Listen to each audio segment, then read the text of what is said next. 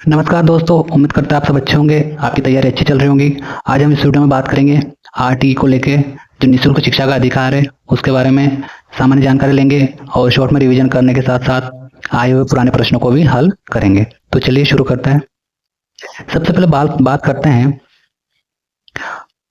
RTE 2009 एक संवैधानिक प्रावधान है जिसमें 6 से 14 वर्ष के आयु के बच्चों को निःशुल्क शिक्षा प्रदान करना है। तो आपको ध्यान रखना है किस वर्ष के लिए है, 6 से 14 वर्ष के बच्चों के लिए। उसके साथ ये लागू कब हुआ? 12 दिसंबर 2002 को 86वें संविधान संशोधन द्वारा इसको लागू किया गया। और ये भी पूछा जाता है कि इसमें कौन सा अनुच्छेद जोड़ा गया, तो ध्यान रखना है इसमें 21वां अनुच्छेद में 21A जोड़ा गया है। उसी के साथ इसमें 7 अध्याय है। हम बात करेंगे कौन कौन से अध्याय में क्या क्या लिखा हुआ है। 38 धाराएं और एक अनुसूची है। इसका पूरा नाम की बात करें, निःशुल्क और अनिवार्य बाल शिक्षा का अधिकार अधिनियम 2009, जबकि हमारे यहाँ जो लागू हुआ था वो 11 में लागू हुआ था, इसलिए जो राजस्थान के संदर्भ में आएगा उसको हम बोलेंगे 2011। 21A में शिक्षा को मूल अधिकार का दर्जा दिया गया। 20 जुलाई 2009 को राज्यसभा में और 4 अगस्त 2009 को ये लोकसभा में आरटीई एक्ट अधिनियम पारित हुआ। 26 अगस्त 2009 को राष्ट्रपति के द्वारा हस्ताक्षर से इसको अधिनियम बनाया गया और 1 अप्रैल 2010 को ये पूरे संपूर्ण भारत में लागू हुआ। ये शिक्षा का अधिकार अधिनियम 86वें संविधान संशोधन 2002 में संशोधित किया गया था। इसको लागू करने वाला विश्व का 135वां देश है। और राजस्थान बात करें तो 1 अप्रैल 2009 को 2011 को राजस्थान में लागू किया गया। इसमें बात कर लेते हैं, इसमें जो न्यूनतम कार्य दिवस और शैक्षिक घंटे हैं वो ध्यान रखना है। 1 से 5 के लिए 200 दिन और 800 घंटे। उसी के साथ 6 से 8 के लिए 220 दिन और 1000 घंटे। तो ये भी ध्यान रखना, आपको पूछे जाते हैं। हम बात कर लेते हैं छात्र शिक्षक अनुपात की कि कितने छात्रों पर कितने शिक्षक होंगे। तो 60 छात्र होने पे 2 शिक्षक, 61 से 90 तक 3, 91 से 120 4, यानी हम देख पा रहे हैं कि 30 बच्चों पे लगभग एक टीचर यहाँ पे है। 121 से 200 तक 5, 150 से अधिक होने पर 5 शिक्षक के साथ एक प्रधानाध्यापक होगा। और छात्र संख्या 200 से अधिक होने पर 40:1, यानी कि 40 छात्रों पर एक अध्यापक होगा। तो अगर आपसे पूछे कि 200 विद्यार्थियों पे कितने अध्यापक होंगे, तो ये हो जाएगा 5 शिक्षक प्लस 1 HM, टोटल 6 होंगे। कितने होंगे? 6। 6 से 8 के लिए बात कर लेते हैं। तो इसमें एक विज्ञान गणित, एक सामाजिक अध्ययन और भाषा के प्रत्येक विषय के लिए कम से कम 1 शिक्षक होना अनिवार्य है। और 35 छात्रों पर 1 शिक्षक होना चाहिए।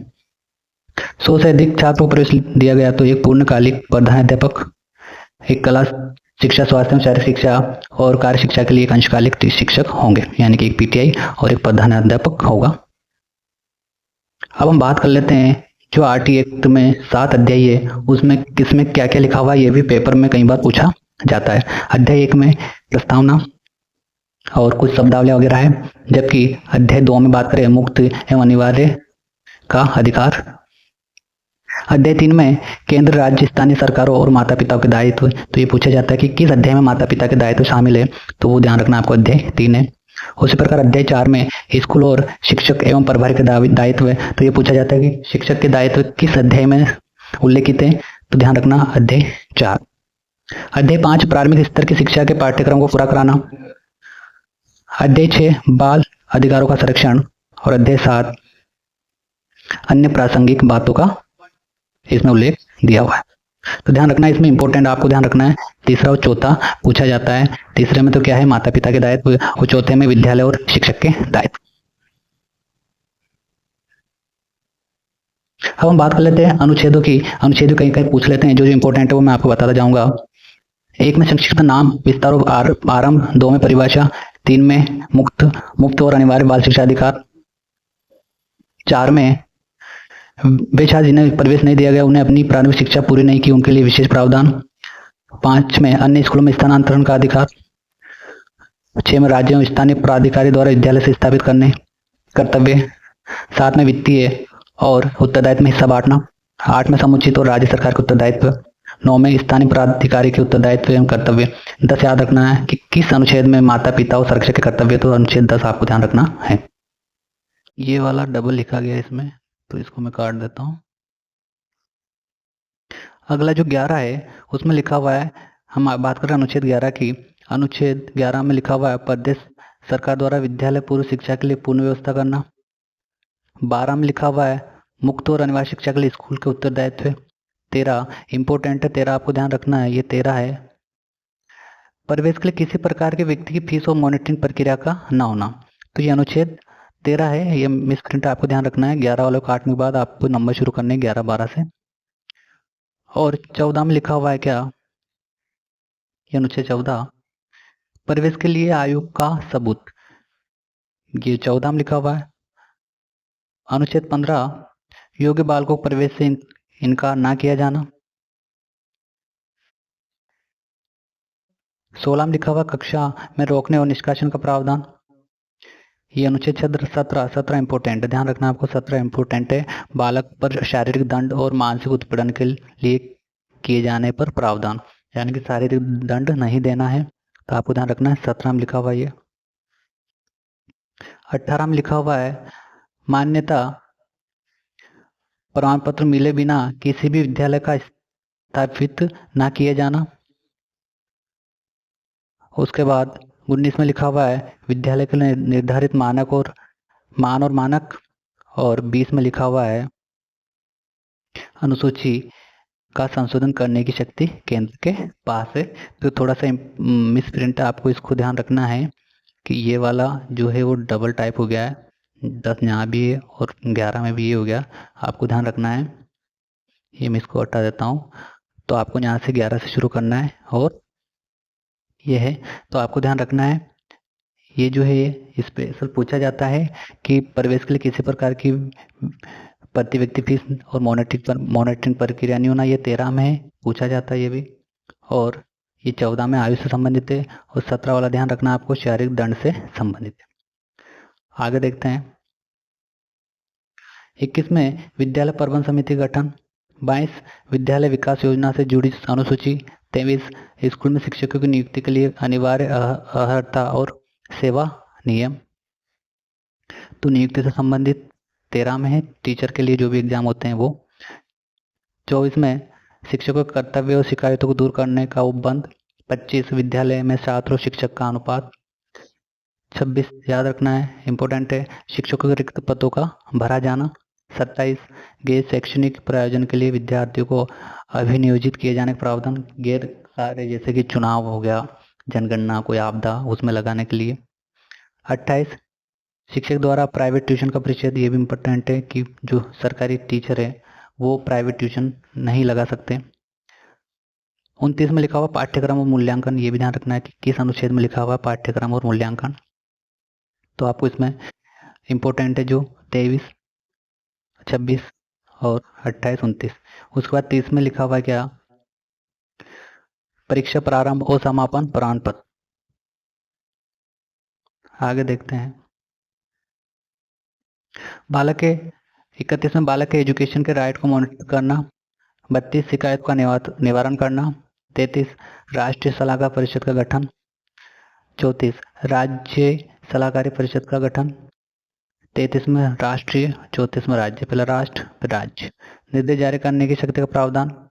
अभियोजन के लिए पूर्व मंजूरी, सद्भावनापूर्ण की गई कार्यवाही के लिए संरक्षण। और 38 में प्रदेश से राज्य सरकार के नियम बनाने की शक्ति।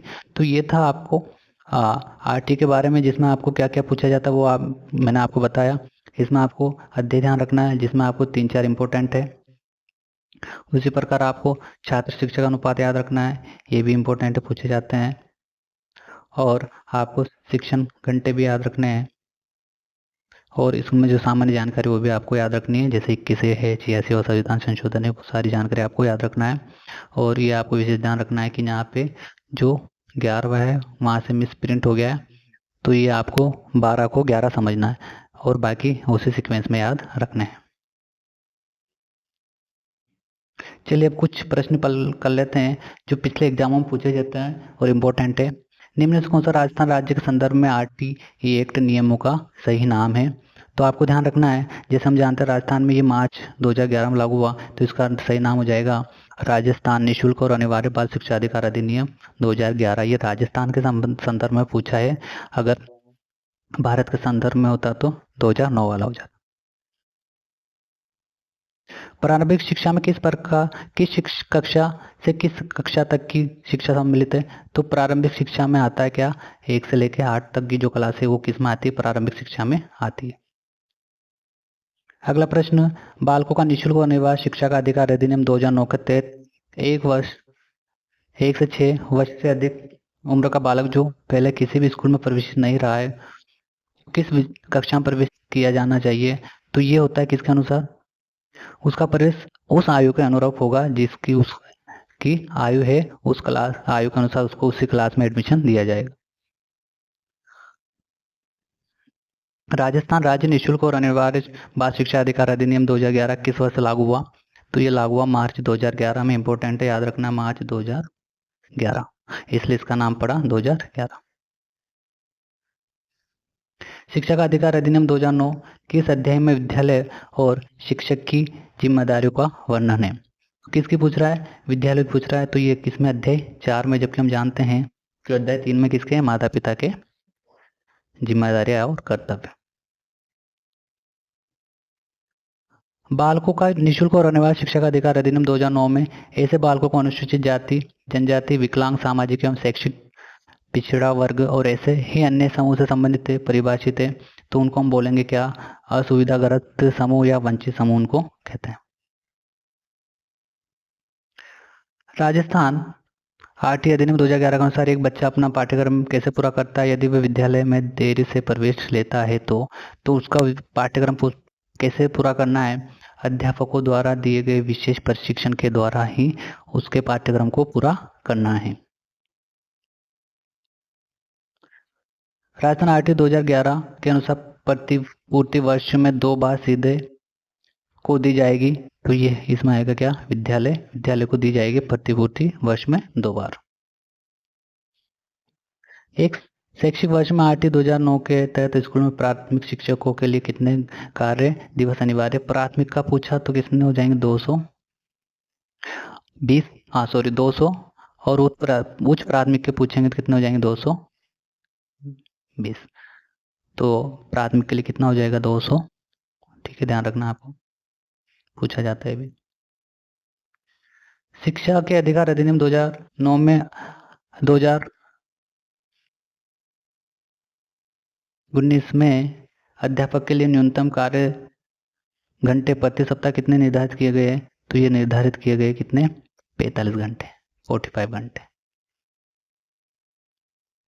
वापस आ गए, निम्नलिखित में से कौन सा राजस्थान राज्य के संदर्भ में आरटीई एक्ट नियमों का सही नाम है? तो ये हो जाएगा कौन सा, 2011 वाला, राजस्थान संदर्भ में पूछा है।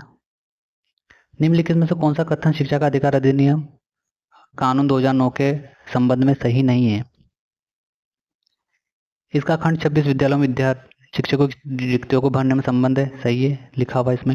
इसका अध्याय 3 पाठ्यक्रम या मूल्यांकन प्रक्रिया से संबंधित है। इसका अध्याय 6 बच्चों के अधिकार के संसर्ग के संबंध में है। इसका खंड 28 शिक्षकों द्वारा निजी तंत्र को प्रतिबंधित करता है, ये सही है, पहला चौथा सही है। अब हम बात करते हैं तीसरे की, तो ये जो तीसरा है इसमें मूल्यांकन प्रक्रिया नहीं है। जैसे हमने देखा था कि जो तीसरा अध्याय उसमें तो माता पिता के कर्तव्य है, और जो अध्याय 4 है उसमें विद्यालय और शिक्षक के कर्तव्य हैं। तो आपको ध्यान रखना अच्छे से, अध्याय और इंपॉर्टेंट अनुच्छेदों को आपको याद करना है। शिक्षा का अधिकार कानून 2009 के इस अध्याय में विद्यालय में शिक्षकों की जिम्मेदारियों का वर्णन है। विद्यालय शिक्षक की, ये किसमें, चौथे में, हमने पहले भी देखा था। निःशुल्क और अनिवार्य बाल शिक्षा का अधिकार अधिनियम 2009 में वर्णित समुचित सरकार के कर्तव्यों के अनुसार केंद्र सरकार का उत्तरदायित्व होगा। तो केंद्र सरकार का उत्तरदायित्व क्या होगा, शिक्षकों के प्रशिक्षण के लिए मानकों को विकसित करना और लागू करना, ये केंद्र सरकार के कर्तव्य होंगे। निःशुल्क और अनिवार्य बाल शिक्षा अधिकार अधिनियम 2009 में वर्णित समुचित सरकार के कर्तव्यों के अनुसार केंद्र सरकार का उत्तरदायित्व होगा। ये वापस टाइप हो गया, तो ये वही हो जाएगा, शिक्षकों के प्रशिक्षण के लिए मानकों को विकसित करना और लागू करना। इंपॉर्टेंट प्रश्न आए हुए प्रश्न पिछले एग्जामों में। निःशुल्क और अनिवार्य बाल शिक्षा अधिकार अधिनियम 2009 के अनुसार अध्यापक द्वारा निम्नलिखित में से कौन सा उत्तरदायित्व पूरा नहीं किया जाना है? तो ये जो शैक्षिक कैलेंडर है या पंचांग है, ये बनाना या निश्चित करना ये अध्यापक का काम नहीं होता है। शिक्षा का अधिकार अधिनियम कानून 2009 के अनुसार यदि कोई विद्यालय कैपिटेशन शुल्क लेता है तो तब उसके लिए क्या दंड दिया जाना चाहिए? तो उसके लिए प्रति व्यक्ति शुल्क के 10 गुना तक अर्थदंड दिया जाना चाहिए। तो इसमें 10 गुना ध्यान रखना है आपको, कैपिटेशन शुल्क का 10 गुना। निम्नलिखित में से कौन सा अधिकार कानून 2009 के संदर्भ में सही नहीं है? भाग 17